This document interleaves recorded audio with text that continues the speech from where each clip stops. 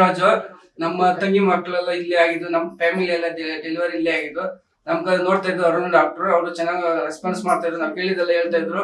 ನಾವು ಫಸ್ಟ್ ತಿಂಗಳಿಂದ ಇಲ್ಲೇ ನೋಡಿಸ್ತಾ ಇರೋದು. ನಾವು ಇಲ್ಲಿ ಇದು ಡೆಲಿವರಿ ಇಲ್ಲೇ ಮಾಡ್ಬೇಕಂತ ನಾವ್ ಇಲ್ಲೇ ನೋಡ್ಸಿದ್ರೆ ನಾರ್ಮಲ್ ಡೆಲಿವರಿ ಆಯ್ತು. ನಮ್ಗೆ ಕಾಯ್ತು ನಾರ್ಮಲ್ ಡೆಲಿವರಿ ಆಯ್ತು. ಹೆಂಗೋ ಮಾಡ್ಕೊಟ್ರು ಅರುಣ್ ಡಾಕ್ಟರ್.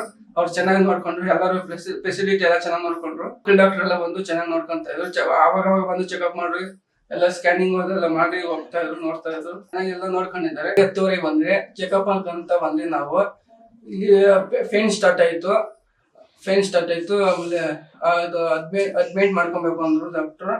ನಾವು ವೇಟ್ ಮಾಡಿದ್ರೆ ನಾವು ಕೇಳಿದ್ರೆ ಆದಷ್ಟು ರಿಪ್ಲೇಸ್ ಮಾಡ್ಕೊಂಡ್ರೆ ನಾರ್ಮಲ್ ಮಾಡ್ಕೊಡ್ರಿ ಅಂತ ಅವರು ಡಾಕ್ಟರ್ ನಾವು ಮಾಡ್ಕೊಡ್ತೀವಿ, ರೆಸ್ಪಾನ್ಸ್ ಮಾಡ್ಕೊಡ್ತೀವಿ.